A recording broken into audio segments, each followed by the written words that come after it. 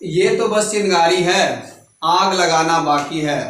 देख लिए जो सपने खुली आंखों से, उन्हें पूरा करना बाकी है।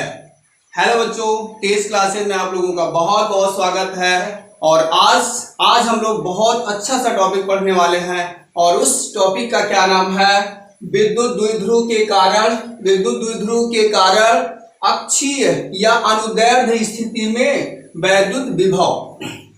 वैद्युत द्विध्रुव के कारण अक्षीय या अनुदैर्ध्य स्थिति में वैद्युत विभव, आज हमें ये पढ़ना है। बहुत इंपॉर्टेंट टॉपिक होता है और परीक्षाओं में ऐसा हो ही नहीं सकता है। इससे संबंधित क्वेश्चन न्याय या इसका डेरिवेशन न्याय, तो इस तरह से आज का टॉपिक बहुत ही अच्छा होने वाला है और बहुत ही मजेदार होगा। बहुत इतना आसान होगा कि बस देखते देखते ही आ जाएगा। तो फिर ये थोड़ा सा भी आपको कठिन नहीं लगने वाला है। बस केवल कष्ट करके आप पूरा देखते जाएं और आपको पूरा देखते देखते ही समझ में आ जाएगा। तो फिर थोड़ा सा हम इसके बारे में अब आपको बताने चलते हैं। क्या आप लिख सकते हो? चित्रानुसार AB एक द्विध्रुव है। क्या है? AB एक द्विध्रुव है जिस पर प्लस Q और माइनस Q आवेश है तथा इसकी लंबाई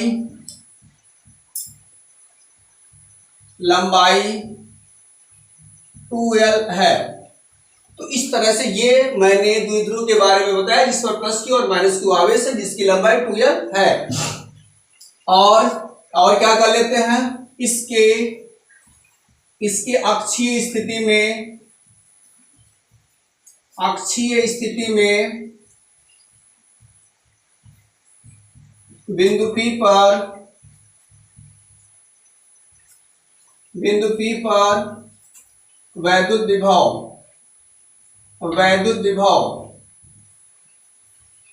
विभव ज्ञात करना है।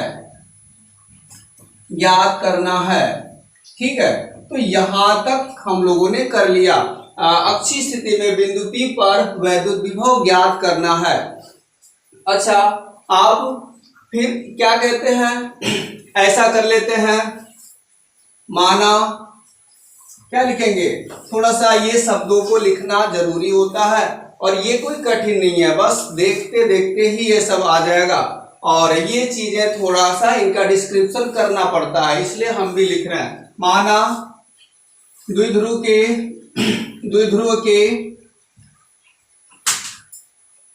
मध्य बिंदु, द्विध्रुव के बिंदु O से P की दूरी कितनी है? P की दूरी कितनी माना? R है। ये बात हमने मान लिया, इतनी चीज हमने कर लिया। ओके, इसके बाद क्या हो जाएगा? आप कह सकते हो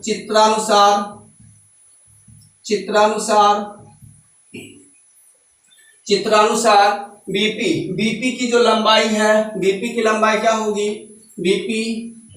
बीपी बराबर R माइनस एल। ठीक, और ये क्या दिया हुआ है? एपी की लंबाई क्या होगी? एपी बराबर R प्लस L, जो कि लिखा हुआ है। इसे हम समझा भी देते हैं थोड़ा। देखिए, ये AB एक द्विध्रुव है जिसका मध्य बिंदु क्या है? O।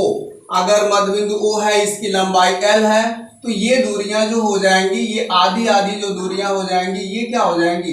ये L होगी और ये भी दूरी L होगी। तो आप बताइए, अगर ये इतनी दूरी L है और आपने क्या माना? इससे बिंदु अक्षीय स्थिति में बिंदु P पर विभव ज्ञात करना है। आगे क्या लिखा हुआ? वैद्युत द्विध्रुव के बिंदु O से P की दूरी, O से P की दूरी क्या है R। अगर P की दूरी R है तो ये द्विध्रुव पूरा लंबाई L का है। अगर ये L है और ये पूरी दूरी R है तो आप बताइए पूरी R में से ये L निकाल देना होगा, तभी तो ये R माइनस L हो जाता है। इसी तरह से अगर मैं इसकी बात करूं, AP की बात करूं, A से लेके P की बात करूं तो बताइए ये R है, यहां से लेके यहाँ O से P की दूरी R है ना, O से लेके P तक की दूरी R में ये L जोड़ देंगे तभी तो A और P की दूरी होगी, और A और P की दूरी क्या हो जाएगी R प्लस L, मतलब R प्लस L बन जाएगा। इस तरह से मैंने इसीलिए AP की जो लंबाई R प्लस L लिख दिया और BP की लंबाई क्या कर दिया R माइनस L, तो ये बन जाता। इसके बाद आगे तो कुछ नहीं है, बहुत आसान है, बस बहुत इजीली आ जाएगा। और वैसे हमने आप लोगों को पिछले वीडियो में ये बताया था, हम लोगों ने सिद्ध किया था इस चैप्टर के लेक्चर नंबर 1 में कि किसी बिंदु पर जो विभव होता है, विभव का मान क्या होता है 1/4 pi epsilon not, 1/4 pi epsilon not plus minus Q upon R, ये होता है। ऐसा किसी बिंदु पर विभव का मान होता है। तो इस तरह से बस यहाँ पर विभव ज्ञात करने के लिए दो चीजें ही ज्ञात होनी चाहिए, एक तो आवेश, दूसरा दूरी। ये चीजें तो नियत राशि होती है, और दूरी और आवेश वैसे हमें ज्ञात भी है। इस बिंदु पर अगर हमें निकालना है, इस बिंदु की दूरी इस आवेश से भी पता है, इस बिंदु की दूरी इस आवेश से भी पता है, अच्छी बात है। और दोनों आवेश मान पता ही है तो हमें विभव निकालना कोई बड़ी बात नहीं है। तो इस तरह से हम विभव निकाल देते हैं, कह देते हैं बिंदु आवेश प्लस Q के कारण प्लस Q के कारण P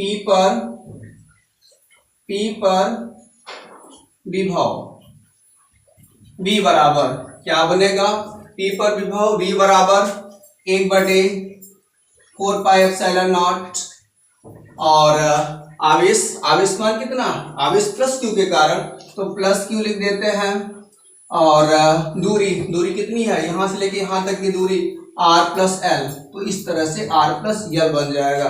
अच्छा, तो ये तो हो गया। तो आवेश Q प्लस Q के कारण P पर विभव ये हो गया। इसी प्रकार माइनस Q के कारण P पर विभव V बराबर क्या बन जाएगा, यहां भी किसके कारण, माइनस Q के कारण। तो माइनस Q यहाँ है तो माइनस Q से दूरी चाहिए, आवेश मान चाहिए, अपने आप विभव प्राप्त हो जाता है। तो इसलिए विभव क्या हो जाएगा 1/4 pi epsilon not minus Q upon ये दूरी कितनी है R माइनस L। तो इस तरह से ये बन जाएगा, और यहाँ पे ये विभव हमें प्राप्त हो जाता है बिंदु ये B के कारण, माइनस Q आवेश के कारण बिंदु P पर। अच्छा, अब बिंदु P पर आवेश हमें मिला, इस आवेश के कारण ये मिला, इस आवेश के कारण ये मिला। तो बिंदु P पर परिणामी आवेश, संपूर्ण आवेश, क्योंकि विभव एक अदिश राशि होती है, और ये विभव, इस विभव के इन बिंदुओं के कारण बिंदु P पर जो परिणामी विभव होगा इन विभवों के योगफल के ही बराबर होगा। तो हम कह सकते हैं अतः बिंदु P पर कुल विभव क्या हो जाएगा, या परिणामी विभव V बराबर इन दोनों का योगफल, इन दोनों के मान के अनुसार योगफल ही इनका परिणामी विभव हो जाएगा। मतलब 1/4 पाई एप्सिलॉन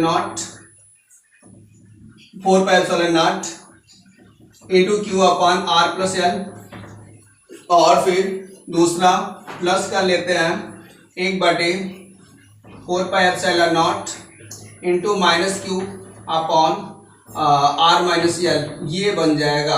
ये बन जाएगा। तो इतना हो गया। अब इतना हो जाने के बाद से फिर आगे क्या होता है देखते हैं। आगे क्या हो जाएगा देखिए इधर, फिर यहाँ पर कुछ वैल्यू कॉमन दिख रहा है जिसे कॉमन ले लेते हैं। कॉमन क्या दिख रहा, परिणामी विभव v बराबर हमें कॉमन दिख रहा 1/4 pi epsilon not, 1/4 pi epsilon not common हो गया। तो बस क्या रहा q/r प्लस एल बच रहा, और यहां से 1/4 पाई एप्सिलॉन नॉट कॉमन निकल गया तो यही तो बचा -q/r माइनस एल, ये बचेगा r माइनस एल, ये बचेगा। तो इस तरह से हम यहाँ पहुंच गए। परिणामी विभव ज्ञात करते बिंदु P पर, तो फिर क्या हो जाएगा यहाँ से क्या निकल जाएगा v बराबर 1/4 पाई एप्सिलॉन नॉट, और इन दोनों का एलसीएम क्या होगा r plus L, r minus L का एलसीएम, दोनों का गुणा ही इनका एलसीएम होगा। वैसे तो हमें क्यू भी कॉमन लेना चाहिए, क्यू भी कॉमन ले लेना चाहिए, तो क्यू कॉमन ले लेना बेहतर होगा। क्यू कॉमन ले लिया तो यहाँ पर 1 बचेगा और यहाँ भी 1 बचेगा, अच्छा रहेगा। q/4 pi epsilon not common ले लेते हैं तो 1/r plus L 1/r minus L ये बचेगा। इसके बाद इन दोनों का गुणा करवा लेंगे r प्लस एल और r माइनस एल, ऐसा कर दिया। इसके बाद इनका एलसीएम ये बन गया, और इन दोनों का जब गुणा करके एलसीएम किया है तो इनका क्रॉस मल्टीप्लाई करवाते हुए हम लिख सकते हैं, मतलब इसका इसमें गुणा करवा के r माइनस एल का 1 से ये यहाँ लिख दिया। इसके बाद माइनस लगाया, इसका यहाँ गुणा करा के लिख देते हैं, r प्लस एल का गुणा करवा के लिख देते हैं। यहाँ तक पहुंचे, फिर क्या मिल रहा v equal to 1/4 pi epsilon naught. इसके बाद यहाँ पे क्या हो जाएगा r माइनस एल, माइनस अंदर जाएगा माइनस r होगा और माइनस एल ऐसा होगा, और बटे क्या बन जाएगा ये q है, यहाँ भी q है, बटे r प्लस एल एक बार जोड़ा गया एक बार घटाया गया तो ये क्या बन जाएगा r² माइनस l², ये बन जाएगा। एक बार जोड़ा गया है तो एक बार घटाया गया तो पहले का वर्ग माइनस दूसरे का वर्ग, पहले का वर्ग माइनस दूसरे का वर्ग, ये बन जाएगा। और फिर ये होता है क्या कटेगा, यहाँ पे प्लस r से माइनस r कट जाता है, ऐसा बन गया। तो इसके बाद से क्या हो जाएगा, इसके बाद क्या हो जाएगा, इसके बाद v बराबर क्या बन जाएगा, ये बन जाएगा आपका, ये बन जाएगा 1/q/4 पाई एप्सिलॉन नॉट, ऐसा हो गया। इसके बाद यहाँ क्या बच रहा, यहाँ पर क्या बच रहा माइनस एल माइनस 2l कर सकते हैं, और अपान ये क्या हो जाएगा r² माइनस l², ये बन जाएगा। अच्छा, ऐसा करने के बाद हम जानते हैं क्योंकि क्या होता l और r में l जो होता है बहुत ही छोटी राशि होती है, l बहुत ही छोटा होता है r की तुलना में, तो आप कह सकते हो कि l is low than r, l r से बहुत ही छोटा है, इसलिए हम इसे क्या कर देंगे छोड़ देंगे, और छोड़ देंगे तो क्या बन जाएगा, तो v बराबर q/4 पाई एप्सिलॉन नॉट, और ये क्या होगा -2l/l को छोड़ देंगे तो बचेगा खाली r², ये बन जाएगा। तो इस तरह से ये आया, और यहाँ पहुंचे हम लोग, यहाँ पहुंच गए। इसके बाद से क्या हो जाएगा, यहाँ पहुंचने के बाद तब थोड़ा मिटाना पड़ेगा,